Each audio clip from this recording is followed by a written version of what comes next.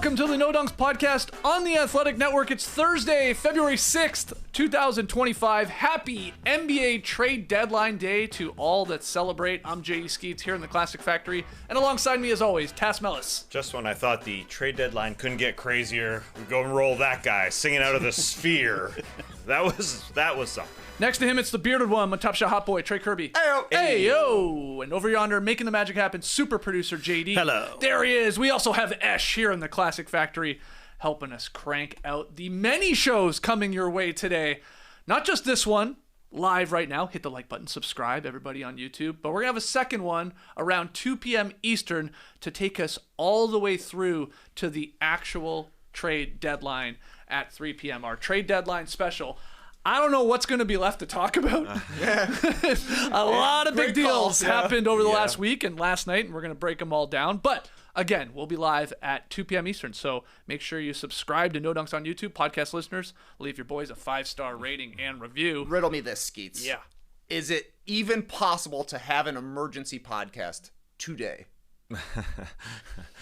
Yeah. I mean, we've got a little bit of a gap. You know, we got a 10 o'clock and a 2 o'clock. Something I suppose could happen. Okay, so here's the real question, though. Does Vooch getting traded warrant an emergency podcast? I would say no. I think you wait. I don't think so, Tim. Does LaMelo Ball getting traded today? That's a little spicy. Absolutely. I think that one does. Yes. So we'll wasn't see. ready. Okay. Wasn't prepared for that name. I'm just chucking it out there. We had a wedgie last night. Let's just show it to you really quickly. Wedgie number 28 on the season. Down at the Fortress. Trey Kirby saw it with his own eyes. He saw it through a small camcorder. I wish. Oh, I wish. Man, you weren't recording on it, were Nah, you? this one's on Trae Young. He didn't let it breathe long enough. And look, I'm not very knowledgeable in how this camcorder works yet. I tried to slip my hand into the holding strap. Didn't fit? Just throwing it all crazy. Next thing I know, it's already knocked out. But a blessing to see one live. Man, the wedgies are coming That's fast right, and that's furious. Again, number 28. Now we're back on pace for 50. So, love it. Okay. Holy trades. Last night, the Warriors dealt for Jimmy Butler, sending Andrew Wiggins and a first-round pick back to Miami in a multi-team deal. Now, Jimmy didn't get to the Suns, but he did get paid. He agreed to a healthy 2-year, $111 million contract extension with the Dubs. We jumped in the yard last night to do an emergency podcast for that Jimmy Butler trade. So if you want to check out our immediate reaction to it, go watch that YouTube clip or download that podcast.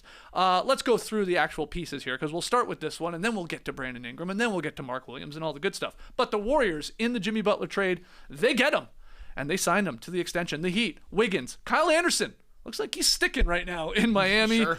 PJ Tucker and a 2025 first-round pick. The Jazz get Dennis Schroeder, and the Pistons receive Lindy Waters III and Josh Richardson. So multi-team deal here.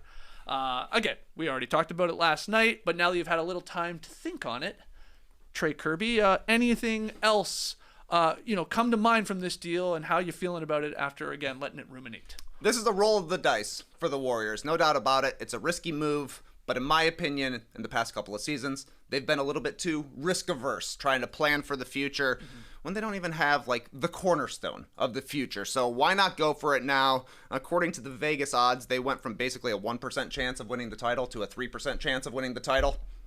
I think that seems kind of accurate, I think Kevin Pelton kind of nailed it in his trade grades over at ESPN. He said, the Warriors now are in a similar spot that the Lakers were the past couple of seasons.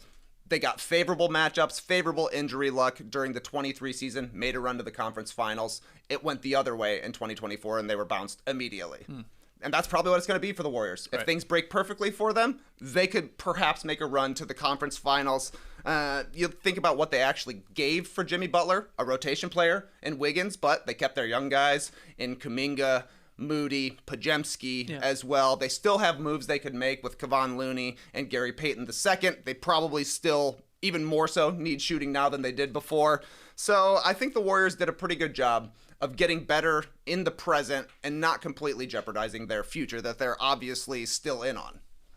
It is high risk, but it is high reward as well. I think the risky part that we're not all seeing right this second is that, as you said, peak this year, maybe a conference finals. So the old Jimmy Butler is going to be a year older when they actually have the capability to go for it, when their support players have actually had some playoff reps. Right. Because beyond Curry and Dre and Jimmy, their top three, they don't really have a lot of guys who've done a lot in the playoffs. Their fourth best option, you'd probably say your fourth best player, Jonathan Kuminga, hasn't done a lot in the playoffs. Then Brandon Podziemski hasn't done a lot in the playoffs. I mean, Looney has, but will he be there part of the long term? Yeah, and that's the thing. All these guys that we're talking about, they've all done it. And so the high reward, baby, Jimmy Butler was just in the NBA Finals a mere 2 years ago.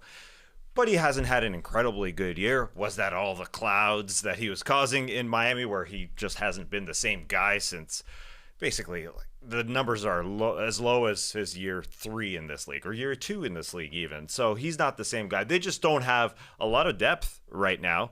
And I think they're a little bit smaller without Andrew Wiggins taking the other team's best offensive player every single possession. Their shooting ain't all that great. It was already bad. So I think it's definitely risky, but this is it. You're right. They didn't have a cornerstone guy right here, right now. Curry's signed. Now Jimmy's signed. and Dre. They have 3 guys that are signed to the exact same length. They had to do it. They built a freaking arena because of what Curry did. They had to at least line him up. Absolutely. Yeah, as the season progressed, it became pretty clear that the Warriors did need to make a big move here to like a serious talent injection here. And, you know, they started the season hot. They were 12-3, and then they've been on the decline ever since that. And these young guys, this 2 timelines thing, it stalled. The development of their young players, I'm sorry, you know, Kuminga, Podziemski, it's not hot right now. And, you know, injuries came into play with Kuminga. I get that. But and he's still hurt. Yeah. Yes. But then, you know, you had the acquisition of Dennis Schroeder. Okay, it was fine. Ultimately, it got them Jimmy Butler. I mean, that was the real, I guess, bonus of getting him. We thought it might work better on the court. It didn't. Yeah. So, yeah, they make this move. It's risky. I think a lot of these moves we're going to talk about are risky, especially when it comes to health. Like, look at the big names we've got on the thumbnail here. Jimmy Butler, Brandon Ingram, Mark Williams. Yeah, they're always injured. They're always hurt, unfortunately, for these guys. When they play, they're pretty solid. But yeah, it's at least nice to see the Warriors try to salvage Steph Curry's sort of late prime here, and we'll just find out whether Jimmy Butler is better than Andrew Wiggins. Really get at it. I mean, a lot of people believe he is. Some say, "Are you sure? Are you sure?" Because Wiggins maybe goes under the radar a little bit, and Jimmy, you know, is in and out of the lineup, can have little hissy fits. You know, playoff Jimmy's a thing, but will it be a thing? You got to make the playoffs to be playoff Jimmy. You have to make the playoffs. Yeah. And look at how the Warriors have gone for the past couple of seasons.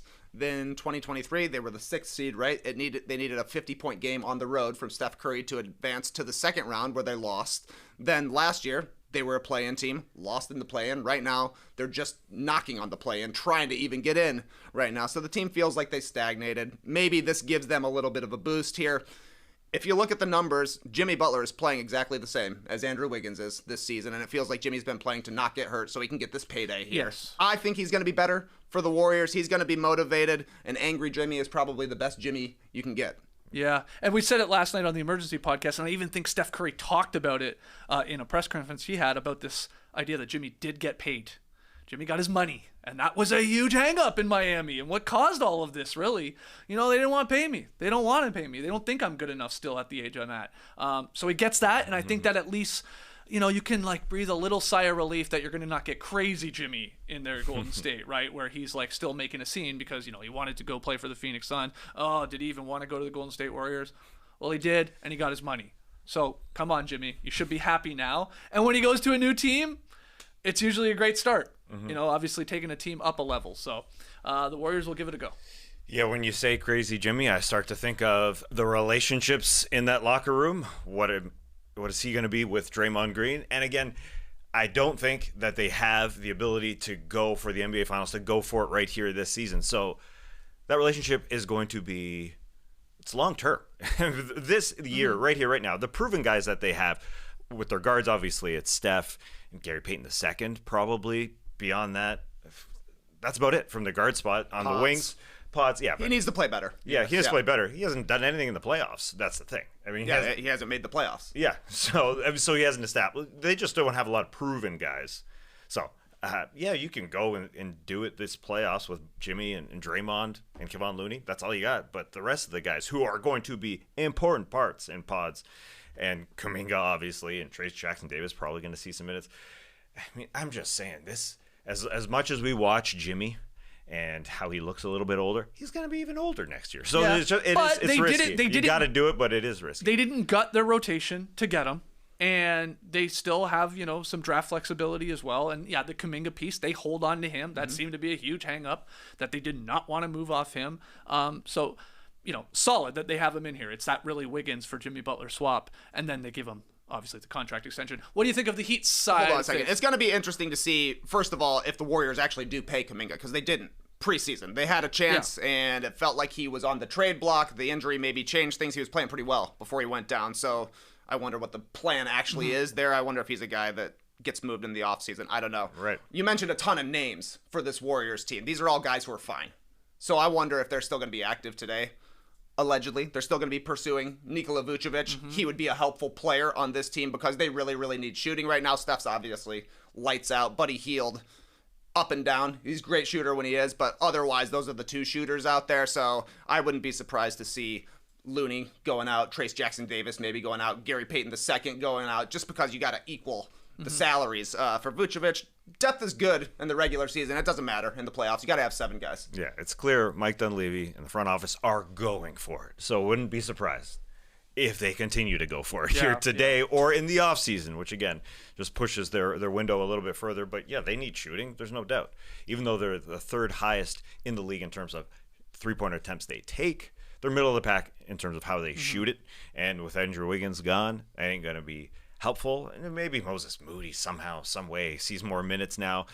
There is a lot of names. But again, a lot of unproven guys for this team that has top-end talent. There's no doubt. Your top 3, you're running with Curry, Butler, and Draymond now.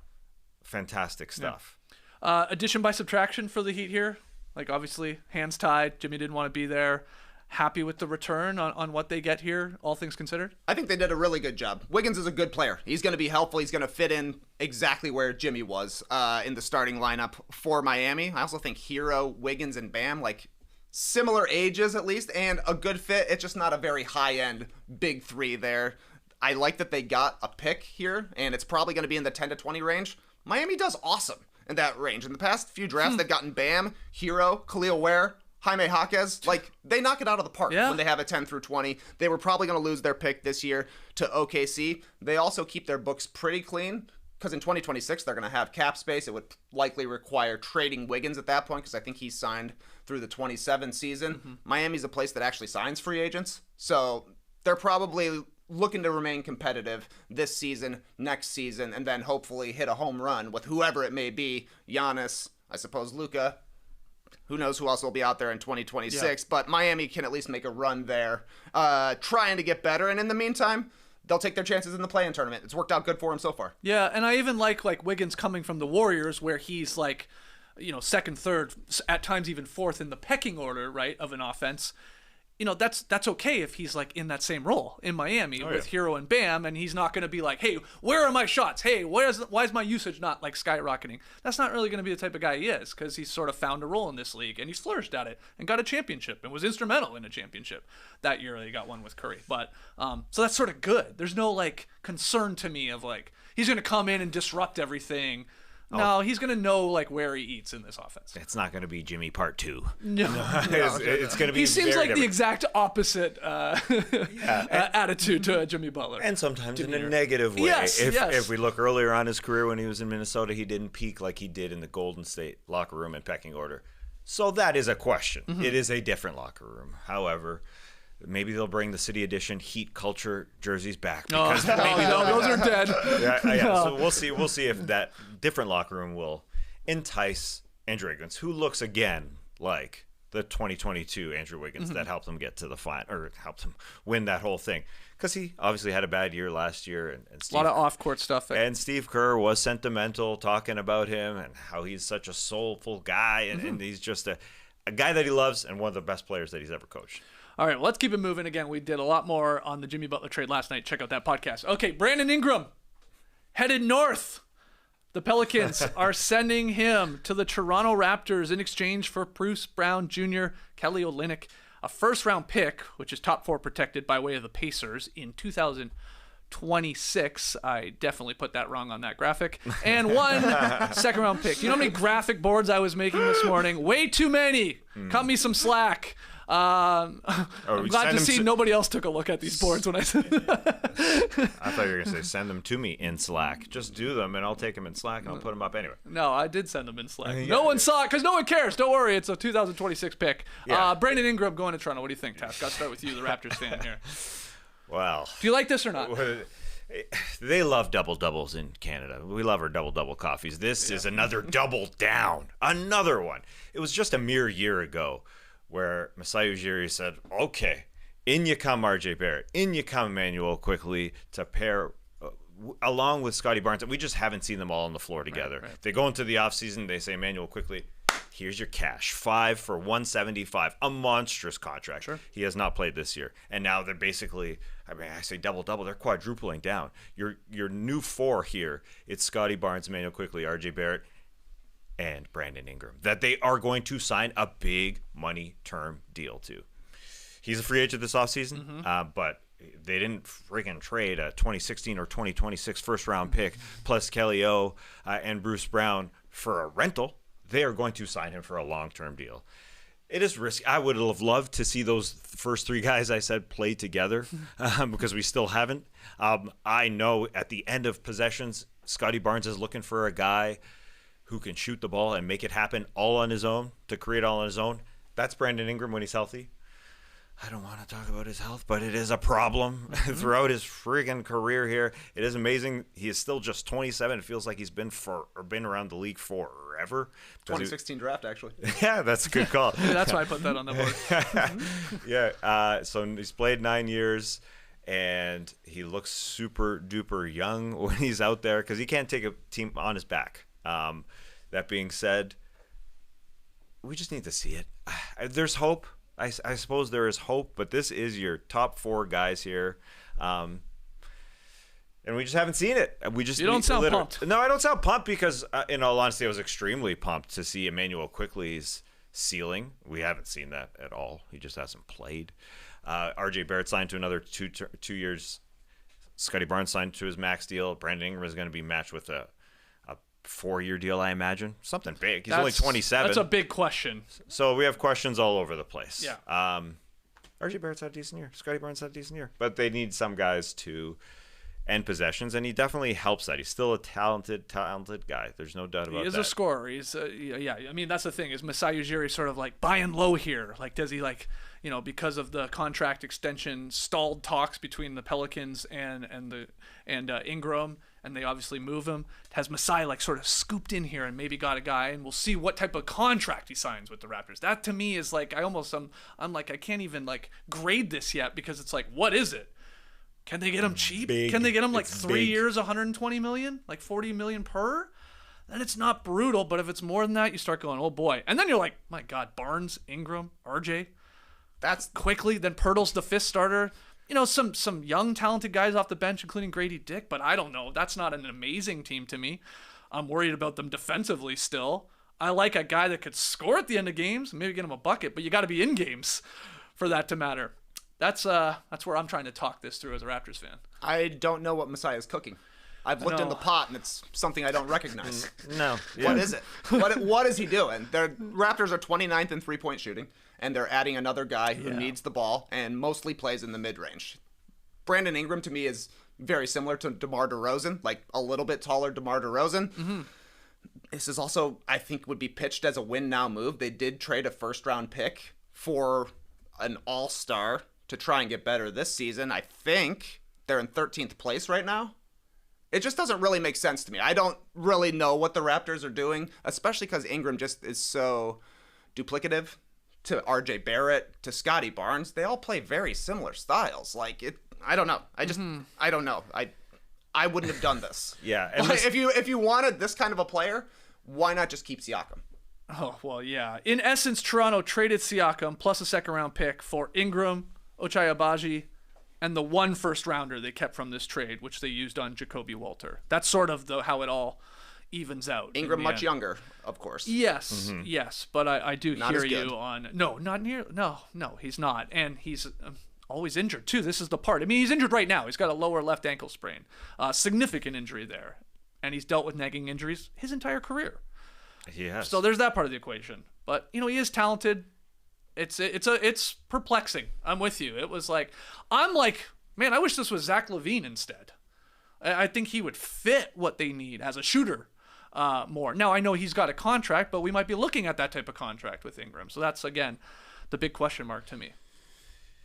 It's many questions. I think Masai is looking at this roster and still wondering what he has because they went and got Emmanuel quickly that they went and signed a monster deal too. Haven't seen it. and then they're going to – and I was excited, quite frankly, about Barnes, Quickly, and Barrett. Now you have Brandon Ingram, who's also going to get a long-term deal, who is a very, very good offensive player from 10 feet and beyond. He's shooting 48%. That's a very good number. Shooting decent from three this year as well, 37%. He is shooting more and more threes, even though he is not that type of guy. Yeah. I think they're going to ask him to do that. Totally. And he's gotten better at it. There's no doubt. I just wish they played. I wish they played. I just want to see this. So those four, plus Jakob Pearl. You mentioned Ochai Agbaji, who I think is a huge win in that Utah trade where they got Kelly Olynyk along with him for a first-round pick that turned into Isaiah Collier. That was a great move. Ochai Agbaji's been a great player. 3-point shooting guy. He's a great 3-and-D kind of guy on a good team. As soon as they're good, we're all going to say Ochai Agbaji's awesome because he's a little undersized. That being said, we just haven't seen a very good team in front of Ochai Agbaji. The pecking order just ain't working right at this point. Yeah, so Kelly Olynyk goes instead of Chris Boucher, who a lot of people thought might be moved, maybe will be moved today ahead of the deadline, but Kelly Olynyk gets paired with Bruce Brown for this Ingram move. And that's money-wise because Olynyk was guaranteed money next year, and now they got off that money. I guess Masai and the Raptors because we're about to start Scotty Barnes' 5-year, $225 million contract extension. That could go up if he makes All-NBA. He won't, so it's going to be that. Quickly, like you said, second year, 5-year of his $175 million. So I'm talking about next season, whatever Brandon Ingram is. He's like, this is our roster. We got to just be more competitive. And he sees BI as an answer to that. I mean, I hope he's right, but it has whiffs of Rudy Gay. 100%. Yes. He has an arms fetish, Masai does. He does. If he sees long arms, he wants you on the team. It doesn't matter, and nothing else matters. Do your arms go almost to your knees? Come to Toronto, please. It's basically what it's going to be. It seems unlikely that there's a path to the top for the Raptors with this crew. Yeah. The scary part is when they sign Ingram to that deal this offseason, it's going to happen. His and Quickly's may not be tradable. I would assume Scotty Barnes still is. Yeah. Because Scotty's a damn good player. Yeah. And RJ's is only 2 years. Anyways, I don't want to look into the future and say, whoa, these guys are tradable. I would love to see them put on their shorts and their jersey and play basketball. We just haven't. Right. And so we haven't seen how good Emmanuel Quickly is. True. Blame Darius Garland, game 1 of the season. Got under him on a rebound, and he fell down. And so we just haven't seen how good he is. Scotty is the future for this team, right? We all agree on that. Yes. He's their cornerstone right now. What kind of players do you want to put around him? Because I don't think it's Brandon Ingram. No, I don't and either. I think you would agree, right? You don't want another guy who's handling the ball. You want better outside shooters who are used to playing off the ball. Yep. Like Grady Dick is probably a better fit in the 2-3 zone than Brandon Ingram is alongside Scotty Barnes. Yeah. I will say this, there's a lot of what are the Raptors doing? We're going to be too good now. I thought we were tanking. I thought we were going for flag. I wouldn't freak out. I don't think Brandon Ingram teams are usually in the play-in or the lottery. Right. Oh, he's still injured. And he's injured. Exactly. So he matches up. So don't worry. If that's your concern, it's a little weird. They're right now currently with the 5th best, I guess is the way to put it, odds to get the number 1 pick, a 10.5% chance of the number 1 pick. Who's right ahead of them? The Nets are right there. So yeah, maybe they jump them. But then it's your Philly, your Bulls, your Blazers who are red hot, you're hot. My point is the Raptors are going to have a 14% chance to about a 9% chance at hitting flag. That's not going to change much. Does he play like a similar position to any of these guys? Yeah, well, yes, that's weird. Hey, he's got long arms. He's 6'9". Yeah. You know Masai's interested. Hey, okay, maybe a part of this. Ingram's too short. Ingram is too short for this team. He's 6'8". If only it was 6'9". 6'9", yeah, we'll add that inch. If maybe the galaxy brain thinking here for Masai is buy low, build up his trade value, sell high on Ingram. Yeah. That's possible. Again, especially if it's like a really reasonable contract that they sign him for in the summer here. That to me is the key. It can't be massive. It's if they get him on like almost a discount. Guy was an all-star. He is a good player. I know it seems like we're just crapping on Brandon Ingram. He is good. He has skill in this league. Maybe that's a thinking. To then, when you have your pick, you have some young guys on the bench, it's around Scotty, it's still, you hope to get quickly back, and then you just flip Brandon Ingram down the line for other pieces. I hear what you're saying, because it seems like there are hungry teams out there that are just looking for their next guy. We've just seen all these NBA players traded in this last few days. Yeah. There will be teams hungry in the offseason that don't get a free agent. There will be. There's no doubt. On the other side, this could be a flashback for Toronto Raptors fans seeing, you said he plays like DeMar DeRozan. They also asked DeMar DeRozan to shoot more threes. That didn't happen. They will ask Brandon Ingram to do that, but he has been doing that this season. He's been playing off Zion Williamson, the point guard, and shooting 6.5 threes per game. The numbers are good. They are efficient at 37%. And so Scotty is that point guard. He ain't Zion Williamson, but he is sort of that point guard in the mid-range, and he's a great passer, and that's what we're going to see from this team. If they ever play basketball, that's the weird part, because Ingram and Quickly still – they remain injured. Those two. Do you have any thoughts from the Pelicans side of things here? I mean, they, of course, move off of a guy who was there for a long time and was an all-star. Didn't play a whole lot, unfortunately, with Zion Williamson. I forget how many total games he even got out there. It's not a lot. But... 0 with DeJounte Murray and Zion this season. They got something for him. They got a first-round draft pick. This is buy low for the Raptors, so not a great return for the Pelicans. But there was basically no market for Brandon Ingram. He'd been on the trade block since the summer. Nothing happened. Yeah. And I don't know. Maybe the Kelly Olynyk Zion Williamson pairing is nice. Zion's never played with a stretch 5.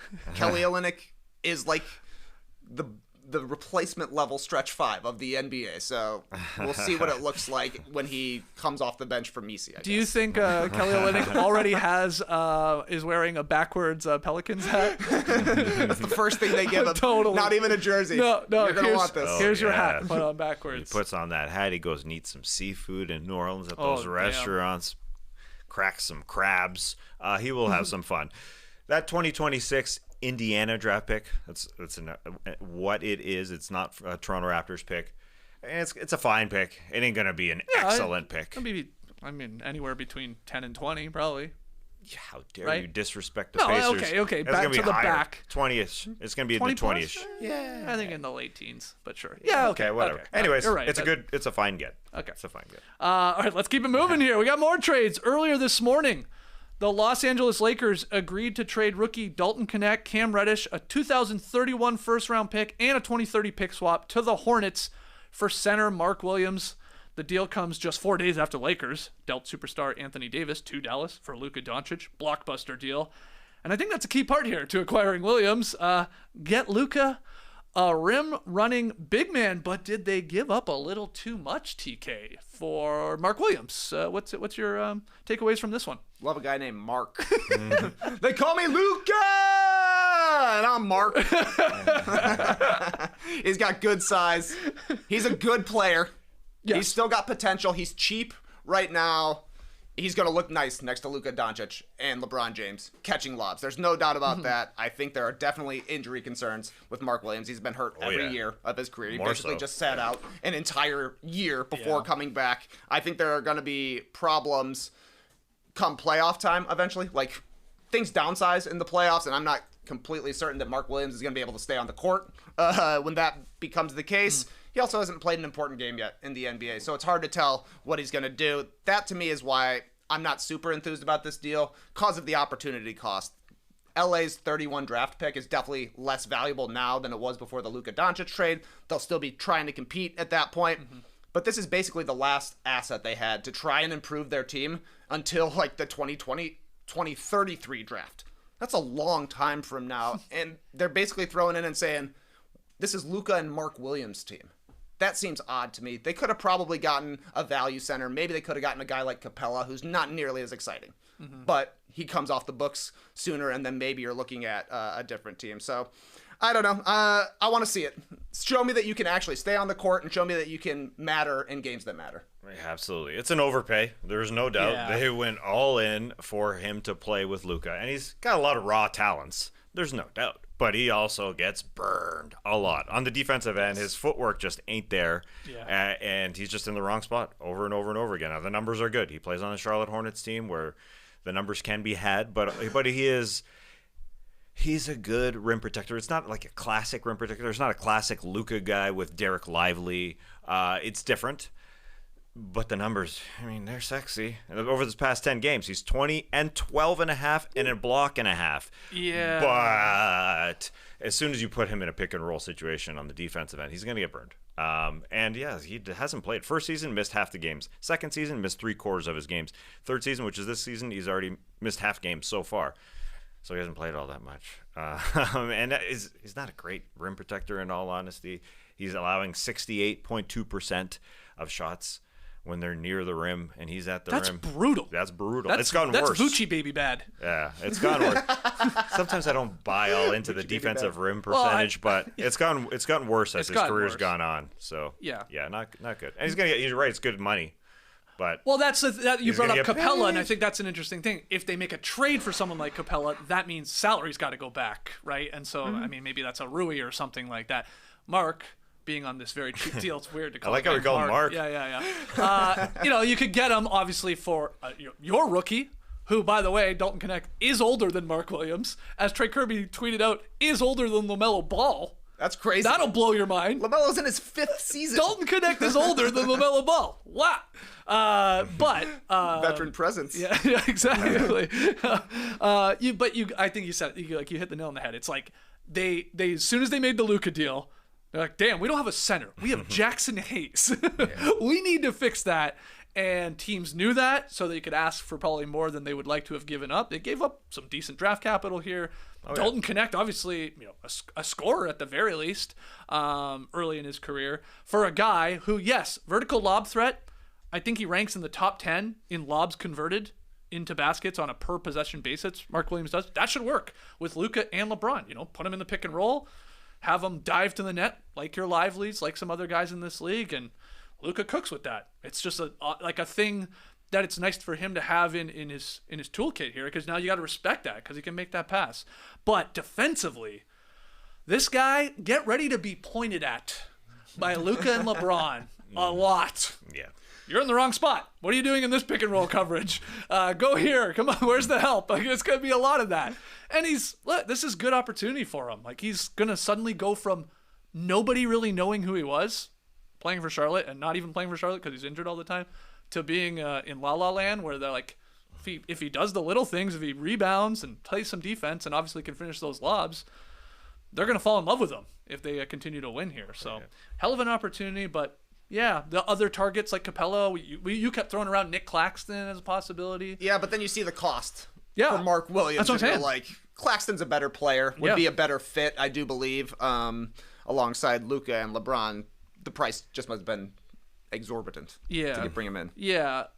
Zilla wrote, winning the Luka deal by such a massive margin makes the Mark Williams deal possible.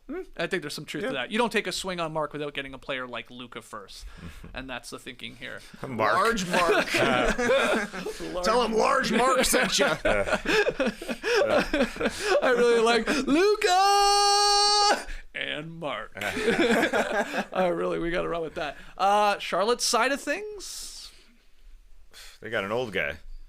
Well, yeah. No, I want to see Dalton Knecht operate, just have an NBA career here. He's going to get lots of reps as a lead guy here, especially with no Brandon Miller for the rest of the season. Yes, they're decimated in Charlotte.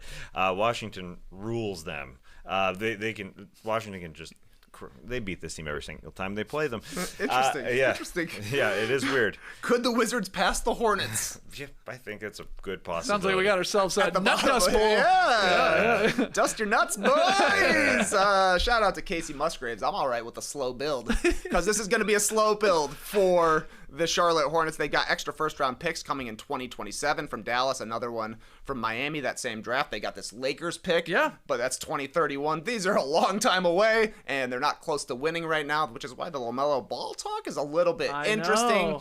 Unlikely that you would give up on a player like that. I mean, that'd be like a trading Luka Doncic for like one first-round pick. That would be crazy to do something like that.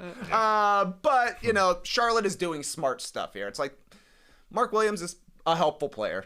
He's not helping us win right now. Maybe further down the line, we'll actually be able to pull some moves and get better. And for the rest of this season, they're going to be way worse. So they have a chance to have the best odds, but I think they're going to be bottom 4 regardless. So they've got the same odds as anybody else. When Mark Williams has played in 20 minutes or more in a game this season, he has averaged 19 and 12 on like 59% shooting. So that's good offensively. Mm-hmm. It's the defense that's a little concerning, despite being a massive dude.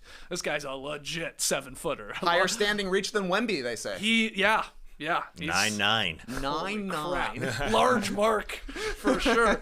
But I think the deal was like this offer from the Lakers was just like sort of too good to pass up for the Hornets, for an injury-prone player at that, who is due for an extension this summer too. So I think they did the right thing here. You said all the draft picks are accumulating. Yeah, what happens with LaMelo? Who knows? I'll tell you, fantasy basketball players, if he's available, go get Diabate.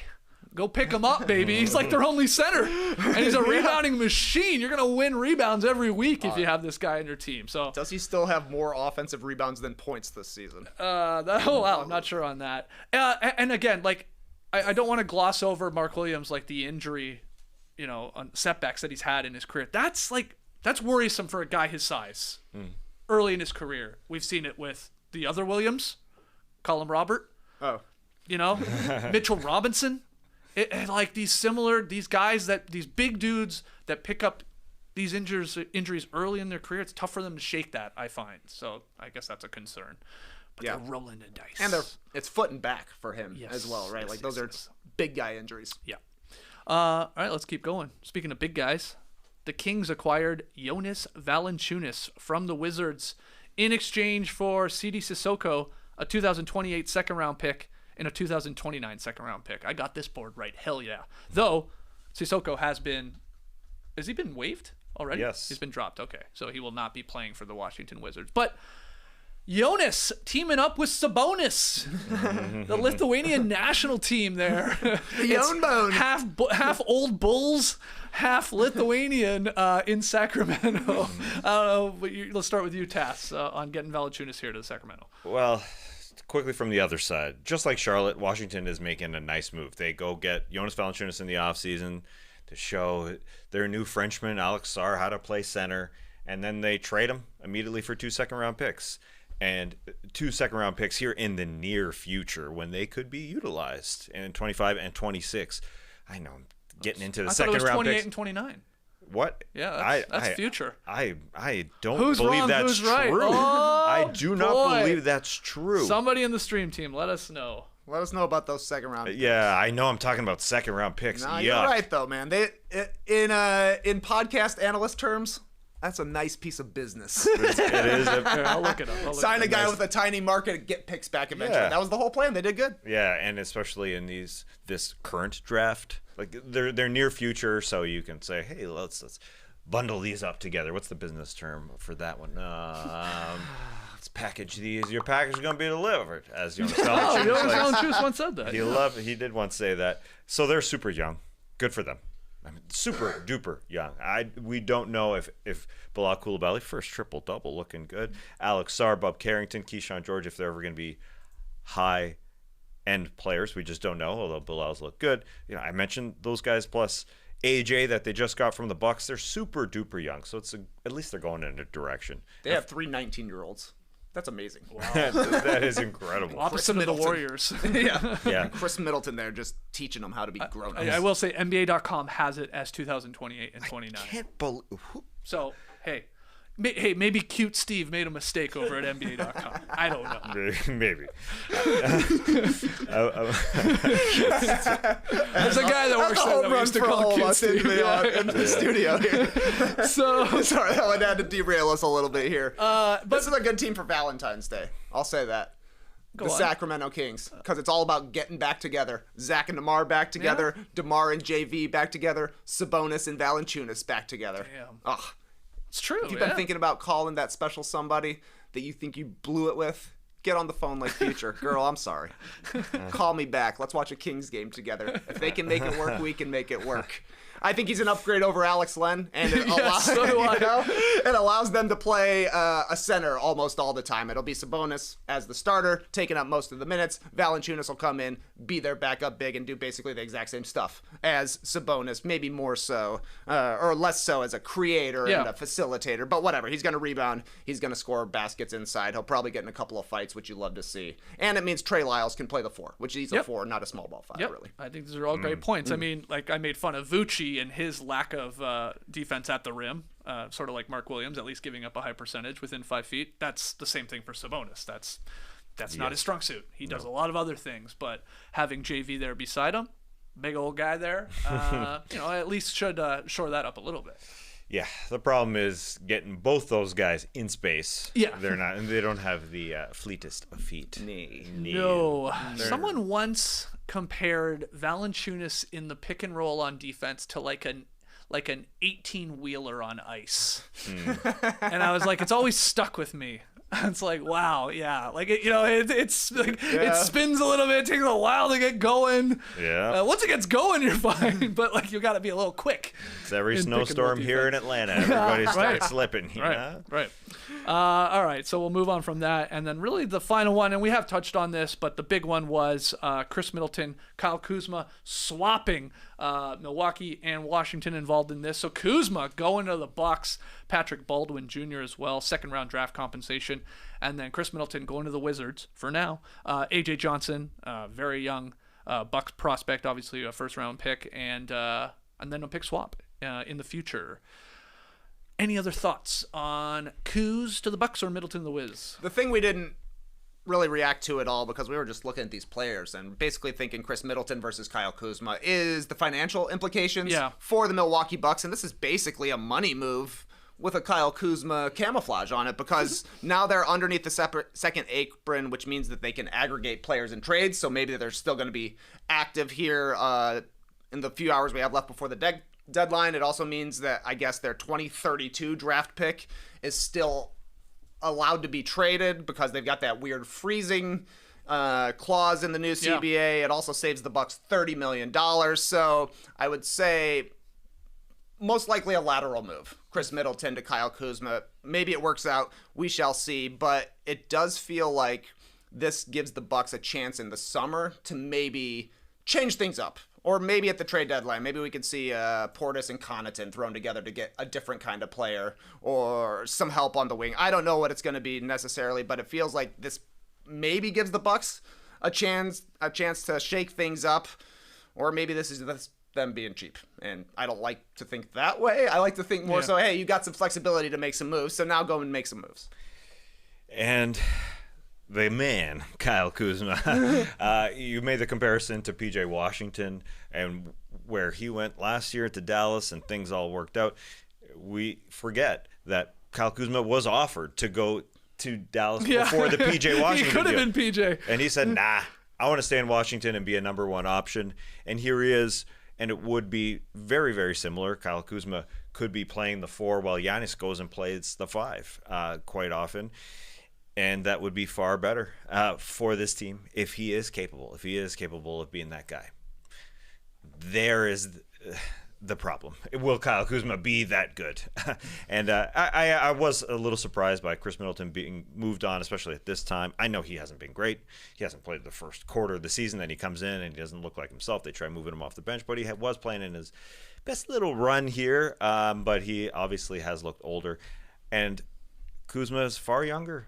And maybe he just needs to be revitalized in a new situation. I am confused, though, by that whole aggregation thing, because they aggregated in this trade. They moved they moved Khris Middleton and AJ Johnson to the Wizards. And the whole thing was, okay, they got below the second apron now. Now they can aggregate combine salaries in a trade. It doesn't have to just be one for one. So I saw that and I said, okay, that's good. You just did that.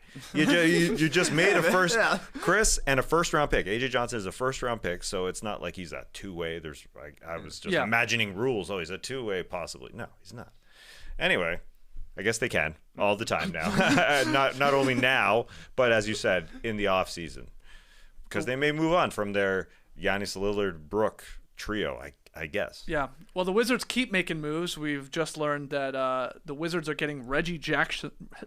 The Wizards are getting Reggie Jackson along with the least favorable 2026 first-round pick from Houston, the Clippers, or OKC. That's coming by way of the Philadelphia 76ers. You said first-round pick? Yes. For the Wizards? The least favorable. So they're getting the OKC pick. Philly gets Jared Butler along with 4 second-round picks. So it's a bunch of second-round draft capital coming to Philadelphia with Jared Butler, Reggie Jackson going to Washington with that least favorable 2026 pick from those 3 teams, Houston, Clips, and the Thunder. Jay Butler back to the Sixers, huh? That's exactly right. Exciting. That's right. Yeah, I guess the Sixers didn't want a first-round pick because they didn't want to pay someone guaranteed money. Second-round pick's a little bit different. You can give those away, frankly. You don't need roster spots. I guess they're trying to save money as they did yesterday for Bilal Coulibaly. This seems to be just a financial. For Coulibaly. Not Coulibaly. No, because they wanted to. They made their trade, so they traded signed 2 Gershon Yabusele. Yes, excuse me. It. Yeah. I confused my Coulibaly and my Yabusele. How dare I? Teammates. Yeah. Minor trades from yesterday. I'm just going to throw them all at you. Knicks traded Jericho Sims to the Bucks for DeLon Wright. Thunder got Daniel Tice from the Pelicans. Pistons got KJ Martin and 2 picks from the 76ers. And the Rockets got Jaden Springer and a pick from the Celtics. A lot of these moves were the Bobby Marks special. Teams getting under luxury taxes, cooking the books, making things work. I mean, I saw a tweet that the 76ers in trading Caleb Martin and KJ Martin saved like $40 million when you look at payroll, tax, money gained from tax distribution. Like, it's sort of crazy. Like, and the Sixers, that's their thing, right? Ducking that tax for the 3rd straight trade deadline, as Maury does. I saw our guy Trill Bro Dude at the Ball podcast talking about this. This wasn't the plan for KJ Martin when they signed him. Like, he was supposed to be a big trade contract that they could hopefully add to their team at the deadline. Obviously, the season hasn't gone the way the Sixers imagined, so it turns into a salary dump. It's just a nice piece of business. Yeah. It's a beautiful and then piece of honestly, business. similar with the Celtics getting rid of Jaden Springer, each dollar over the luxury tax cost the Celtics about $4 in tax payments. So someone like Jaden Springer, whose salary is just over $4 million, that guy's actually like a $16 million contract. So you move off of him and you help obviously get under luxury tax, or at least help. Yeah.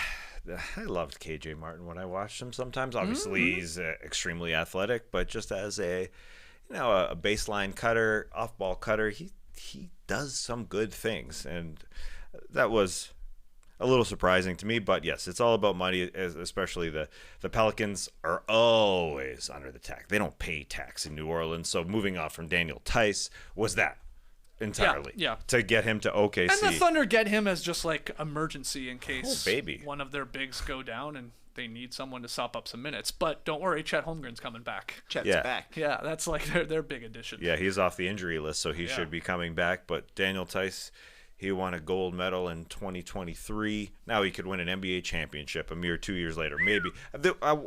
Junior gold medal. Junior gold medal. World Cup. Yeah, they give medals. Yeah. Can't call it Olympic. Okay, they didn't beat the USA.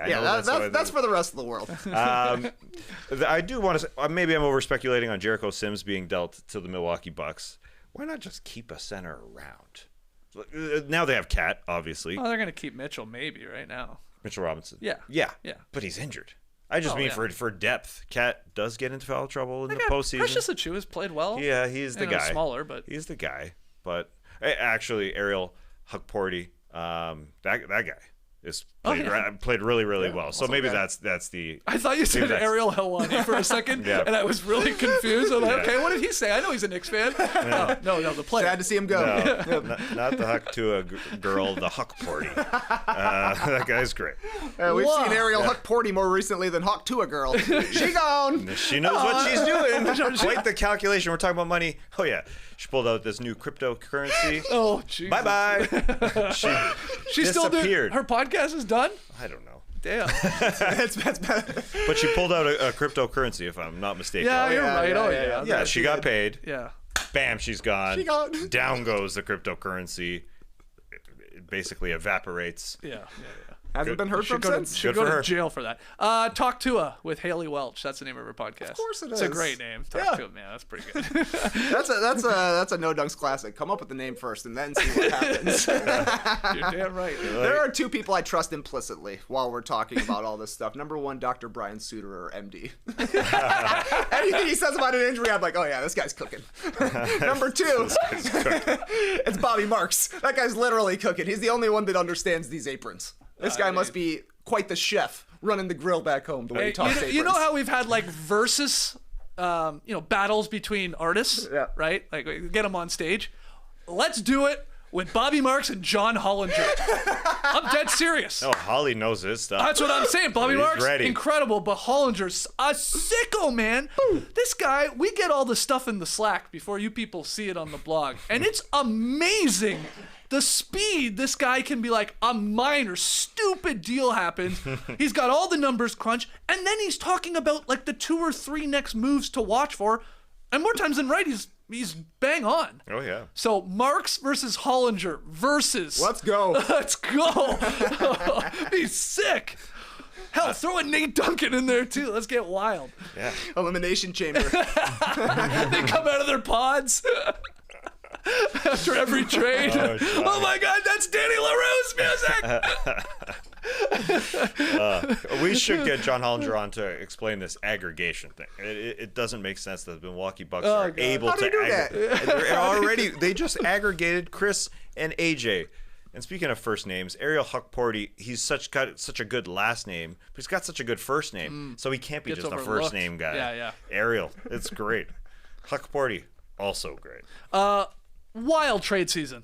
Yeah. If you include the preseason Knicks-Wolves blockbuster, the players dealt this season have combined for 38 All-Star appearances and 20 All-NBA honors. So if we're looking at just the totality of the trade season. And we're not done. We do have a few hours left here before the 3 p.m. deadline. Before we move on to just some quick game talk, do you think anyone else of note will get moved here in the final 4 hours? We got 4 hours. Yeah. That sounds like a long time.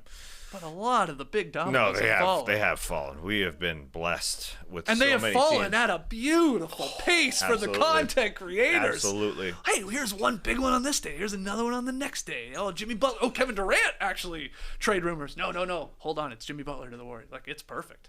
It has been perfect. The last time I left a basketball game, it was me playing pickup, was for D'Angelo Russell, Mike Conley emergency trade. We once did an emergency podcast for a Cam Reddish trade. Yeah, that was... This has been straight up bangers, so I don't know. Is anything else going to happen? My sources are telling me the Warriors are still interested in Nikola Vucevic, and that the Chicago Bulls and the Orlando Magic have talked Kobe White. We shall see. Oh, yeah, we that's shall nice. see. Yeah, you feel like the Magic might get obviously a shooter in there. They need that. That's okay. Okay, I like it. I was just about to say something. Oh, last year's trade deadline show, our 10 a.m. show, I believe the key name, maybe even on the thumbnail. Oh, not proud to say this. Xavier Tillman. X gonna give it to you. It was Xavier Tillman. Yeah, 100%. Jesus. Yes. Look how far we've come. Yeah. No, it is amazing. Hey, he hit a big 3 in the finals. Yeah. Oh, yeah. Yeah, I was. And we said that. Go check the tape. This guy. He can hit you a 3 in the finals. I bet you one of us said that. He could. He definitely could. Maybe not 3, but we said you watch. He'll win you a quarter in a playoff game. Oh, I don't know about that. No. Yeah, he's a corner 3 man. But you bring up a good point because I heard Bobby Marks, who we were just talking about, was leading the. Choose your fighter. He was leading the New Jersey Nets front office in 2011. Which him and Brian Windhorst were saying the last time that an All-Star was traded at the trade deadline was Darren Williams at 2011, like unexpectedly. Oh, like a shocking one. Yeah. There Yes. must have been trades, All-Stars trades. Well, there definitely have been trades. It must be the deadline must be the part because like Kyrie got traded during the season, Harden, multiple times, Durant. Now that I say okay. current All-Star, while also being a surprise. Yes. Was that long ago, and that one was a shocker. It was big time. Came out of nowhere. Came out of nowhere. He was having some infighting with Jerry Sloan in Utah, and he was ready to move on. But he's a great player. And the Nets had missed out on Carmelo, if I remember correctly, like those sweepstakes, and that was like the pivot to Darren Williams. That is exactly. All right, well, we'll be back here at 2 p.m. Eastern to do any of the other trades that we get over the next couple hours. But let's ask you guys this. I mean, there was basketball last night. You were at a game for a little bit down at the Fortress to see Spurs Hawks. Blowout Spurs win, right? No. They were up 18 when I left, Skeets. Man, yeah, you shouldn't have left. Never leave a basketball game. There's more Wemby games. There's probably more Jimmy Butler trades, if we're being honest, but there's only one for this year. Right, Wemby games, that's right. Do you have takeaways from that game? And I'll open it up to any of the games last night. Some sort of crazy things did happen. You can see the vision with De'Aaron Fox. It looked like he fit okay in the starting lineup alongside Victor Wembanyama, but I think the major opportunity for him is going to be when Wemby goes to the bench. The offense has really declined when Victor sits for the San Antonio Spurs, but I think I counted it up right. It looked like 13 points and 5 assists for De'Aaron Fox when Wemby was on the bench, and he really gets to run the show out there. He creates space for shooters. He's scoring in the mid-range. He's obviously fast. It looks like he's going to give an effort defensively. I did see that like he smacked his hand on something, had a great first half. Even he said not a great second half out there. I don't know if his hand was just bothering him, but whatever. It looks good. It looks good with De'Aaron Fox there. Yeah, and this game got very close as we were joking. Totally. But Fox, 24 points, 13 assists in his debut with the Spurs. Would have had a 14th if Wembanyama finished that pick and roll. That ended up winning the Spurs the game in the closing seconds. Wemby instead hit 1 of 2 free throws. So got the job done. They escaped with the win. Big comeback from the Hawks. But I thought he looked pretty good. He fit right in. And you can see, like, I'm just keep looking at De'Aaron Fox going, that's a smart man right there. That guy got first in line to go play with Wembanyama. He was like one of those people like camps out like a store, going like a big blockbuster sale. They're out there at like 4:00 in the morning with their camping chair, and he's going to be first one in. That's smart, I think, because there's going to be somebody else eventually coming, and he'll be maybe the third guy or second or third guy. But thought he looked good. Yeah, unlike the Atlanta Hawks who operate late. They don't get out. They don't get early. They love to come back and lose, unfortunately. But yes, De'Aaron Fox looked good. You could just see the smile on that guy's face. He's ready to move on from the Sacramento situation. And I'm ready to anoint Stephon Castle the dunk contest winner. Last night he looked he's good at it. He's got that flash going. He had that two-handed dunk just come out of nowhere, and then he had a windmill. Just bust out a windmill because nobody's windmilling anymore. My dunk sources say too, again, I know we have low expectations, but the good thing you like to hear, these 4 guys, the 4 kids in it, like they're really eager to go in it. Like they really wanted to go in it. That's a good start, at least, that they want to get in there and put on a show just to jump in there. Yeah, I'm sure that's why they were selected. Buzelis, you could see why Andre Jackson would want to do it, and obviously Armand Mack wants to three-peat. I've seen good dunks from all 3 of the NBA guys, like in the time frame since they've been announced for the dunk contest. I know Buzelis said, you hear this every dunk contest, I got 2 dunks nobody's ever seen. I love it. I love it. Do it as your first 2 dunks then. Yes, don't wait. We don't want to, don't keep it in your pocket. Absolutely. We want to see him immediately. But yeah, those Castle ones were huge. This guy's an awesome, specifically in-game dunker. He had the one in Paris as well that was really similar to the two-hander in traffic. Great stuff. Zach LaVine also made his debut for the Sacramento Kings last night. They're going to have some things to figure out. Yeah. It's going to be a pecking order hierarchy thing. By the time I turned this one, it was already a blowout. So I looked at the box score today. LaVine took 13 shots. DeRozan and Monk both had 11, and Sabonis had 10. That, to me, screams we're trying to fit everybody in right now, figure out what's going on. As time goes on, they will probably figure out how to play together. I'm sure that's the goal. But 19 turnovers as well. Probably just disorganized. Yeah, and I will say, just like to slip this in about the Atlanta Hawks, Chris Mannix tweeted this morning a name to watch today, Atlanta's DeAndre Hunter. Hawks have been fielding calls on Hunter with the Cavs emerging as a front runner for the 6'8" swingman. So we'll keep our eye on Hunter if they move off of him, who's obviously had a great season, was coming off the bench there until being slotted back into the starting lineup because of injuries. So maybe he gets moved. Yeah, the Cavs have one teeny tiny hole, and it is at that small forward position, and you could see why DeAndre Hunter would fit in Slot in quite well. Yeah, he'd play great. Yeah, the Atlanta Hawks maybe moving on from some of their vets in that same light. The Philadelphia 76ers, I'm talking about that same zone of currently the Eastern Conference picture where these teams are just underperforming a little bit. Philly played horribly yesterday at home to Miami, who's making a huge trade. They were just bad everywhere on the floor. Tyler Hero was just getting to the rim at the beginning, and no problems. And I know Tyrese Maxey was trying. He was due for an okay game, and he had one finally, 11 of 28. It was just disappointing to see Paul George come back.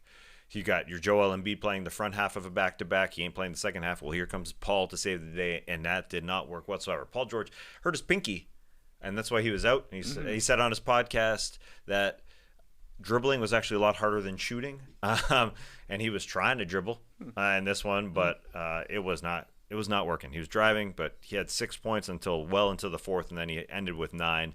And that just got me thinking yesterday, because the Warriors were reportedly going after every All-Star, this one and that one and this one and that one. But were they going after Paul George again? I wondered that. Maybe not the way he's played. Yeah, I know. That was my big question. They were going after absolutely everyone, every All-Star out there, but I don't know if they're going after Paul George the way he's looked, unfortunately. Crazy game between the Cavs and the Pistons. Just to slip this in here, Garland hit a buzzer beater from the logo. Yeah. I mean, he was on that big old Pistons logo. Cavs win by 3. No Donovan Mitchell, so he stepped up, Garland did. And Cade tried to bring him back. He scored like 9 points in the final 11 seconds. It was wild. Cade made it 112-109 with a 3 with about 16 seconds left. Garland hit a free throw, made it a 2-possession game. Cade made 3 free throws to pull Detroit within 1 with 7 seconds left, but the Pistons fouled Garland, sort of had to. He made both. It's 115-112. Cleveland fouls Cade on a 3-point attempt. He hits all 3. Game's tied, 5 seconds. Cavs just give the ball to Garland. He rushes it down the court, pulls up, like I said, from deep. Splash. They win. Wild game. Part of the reason the Cavs needed Garland's heroics there, Jared Allen got hit with a flagrant 2 foul with a minute to go, absolutely trucking Asar Thompson. Very odd from Jared Allen. Yeah, he's a calm guy. Yeah, he just trucked him. Like coming to set a pick, and Thompson went flying. But anyway, entertaining game between sort of Cade and Garland going back and forth. Yeah, it was cool to see a game winner like that where a guy has to do it. Like you went with an inside-out dribble to get, it's kind of a carry kind of, but that doesn't get called anymore. Right before he hits a game winner. It wasn't just a beeline, straight line game winner. So it was pretty. It was pretty. Nice bounce-back game from Evan Mobley, too. He had just had a stinker, 30 points, 16 shots, 9 boards, 7 assists, and 4 blocks. And the only other note I have from last night, because it's like completely went under the radar, Shai Gilgeous-Alexander, another 50-point game. Yep. His third in, a week? Is it? He never had any? I thought it was like 3 weeks. I think he's. Oh, is it he's 3 had like weeks? one a week for 3 weeks. Okay, which is maybe amazing. that's it. I mean, Okay. that's amazing. Maybe I should have said month then.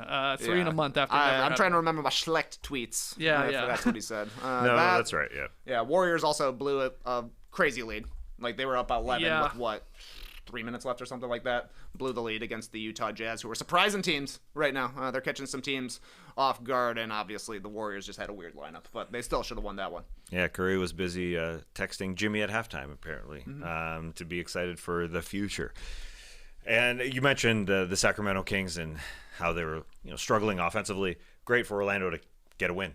It's been a while to score 130 points. It's been a long time for them to put together a good offensive performance, and it helps their play in the Sacramento Kings. Shai scored 54 against the Jazz on January 22nd. So what's that, about 2 weeks, I guess? Yeah, 2.5 weeks. Okay, then he had the lot. 52-point game in the loss to the Warriors on the 29th, and then, now he had the 50-point game in the win last night against the Suns. Everybody was calling those 2 50-point performances within a week. He's never done it before, but now he had 2 it's within a crazy. week, which is technically 8 days. 22. Anyway. Anyway, he's cooking. Pick 'em for tonight, Tass. Where are we going? You're 0-3. Esh is 3-0. The forced swerve, having to take the Orlando Magic after we all took the Kings. He gets the W. Trey's 2-1. I'm 1-2. Where are we going? I know where we're going. I don't know what's going to happen, though, because it's those lineups. Who knows who's playing, literally, at this time. It's weird we're playing basketball, like when this is all going on in a strange way. Yeah, Steve Kerr's like, we should go back to how it used to be. Yeah. Do it at the trade deadline. Or Yeah. at the All-Star break. Yeah. That was also awkward. Yeah, it was. Yeah, it was. I like this, I think, more, but it's just strange these games are going on. Right. Speaking of Steve Kerr, he's going into the Los Angeles Lakers, and they're getting 7.5 points. The Golden State Warriors are 7.5 point underdogs. They just have to lose by 7 or less, while the Lakers have to win by 8 or more. So we're split. Ash and I are taking the Warriors and those points. Okay. Trey and Skeets taking those Los Angeles Lakers. Who is playing for the Los Angeles Lakers? Who is playing for the Golden State Warriors? Yeah, I mean, the Lakers are LeBron versus missing. Steph one-on-one. Just let him play. Yeah, Lakers are missing a lot of guys, aren't they? Because now Knecht's gone. Yeah, Luka's not ready yet. Nope. Reddish, see ya. Mark won't be there. No Mark. Yeah. No Mark. Yeah, we'll see. Yeah, but the Warriors obviously in the same boat. Like Jimmy Butler's not playing. They lost a lot of guys. We're gonna have some Pat Spencer minutes tonight, baby. Yeah, baby. Yeah, I've got a question about Pat Spencer. Okay. Every time I see him on the bench, Yeah. he's got his warm-up jacket on. Like, even after he plays, it looks like he's got his jacket on. I just wonder. Like Brent Berry like, style. does he in ever the take dunk his jacket contest? off? Oh. And it also, he's got Well, that he does undershirt. when he plays. Yeah, well, absolutely, yes. But he also has the undershirt when he plays, which is like full sleeve. Maybe he suffers from upper body coldness. He's like There always. are dozens of people affected by upper body coldness across the globe. That's why he's got the undershirt. He's got Yeah, the yeah, jacket. Yeah. What was the syndrome? Get him a blanket. JD, what was the syndrome that you got hit with? That was just... That's his Hand? hands. What's it called? You're calling my medical conditions out here? Yeah. Yeah. You did. Is this a HIPAA violation? You talked about It's it. a HIPAA violation. It's Raynaud's syndrome. Say it again. Raynaud's. I call it Raynaud's. Yeah. And that was just a situation where your hand was cold, arm was cold. Well, not necessarily. It's like the blood blood circulation. leaves my fingers. Yeah, that's all. It's because you're always making the magic happen. Over It's there. Clicking the camera. magic. It flows out of my fingers along with all of my blood. Oh, so, damn. Yeah. So 20 years. Think how much blood has left his fingers. Or magic, I I have guess. no idea. And toes. And toes. And toes. Yeah, Well, you do have a standing desk. That's true. We're not calling you out because you did talk about it on You're right. You're right. when we talked about I was just stalling to get the camera over to you. Yeah, well done. That was well done. I know it was a call out. Hey, man, you need to stock up on some energy. I'm stocked up, Skeets. Well, hey, we're going to get off the air right now. We're going to flip this into a podcast. We're going to be back before you know it. Yeah, I'm ready. Hit me with the board, JD. NBA trade deadline special, 2 p.m. Eastern. As he coughs up a lung. That's magic coming out of my face. Magic. Don't worry about that. Was that phlegm? No, that's magic. We're live at 2 p.m. Eastern, and we'll see if there are any trades left to make. Otherwise, who knows what we'll talk about during that hour, but we hope to see you then. Hit the like button, subscribe. Love to see everybody on YouTube here this morning, and everybody joining us for all these emergency podcasts over the last week, doing big numbers, and a lot of people subscribing. That's great. Podcast listeners, love you as well. Leave your boys a 5-star rating and review. We do have the Drop podcast tomorrow. I mean, we'll do probably like a big picture winners and losers of the NBA trade deadline, maybe some worst of the week candidates, 5-star Friday reviews. I don't know. I mean, we got them. We got them. Maybe Yeah, we'll do it. people are reviewing. Yeah. Thank you. How about your worst of the week batch, though? You sort of. Yeah, I was a You little seem reluctant. confident. We've got such a huge winners and losers factor here. Chunky. Go be a chunky. Give it a little TBD. Okay, TBD. Yeah. TBD. You'll have to tune in to find out. But until 2 p.m. Eastern later today, Clipper Bros. You heard it here first. Have a great time. Turn up. Love you guys. Awesome. Thanks for joining us. And remember, if you know someone who needs a job, Canada men's basketball needs a coach. Jordy Fernandez stepping aside. Huh. I'll do it. Fine, I'll do it. Nick Nurse gets Dude, it laugh. again. Undefeated as a YMCA basketball coach. Oh yeah. Never lost. You know the roster? You got that shirt? That's right. All the names on the back. Hey, let me check this. Okay. Who's in? Okay. All right, Nikhil, you're in. All right, embrace the day, people.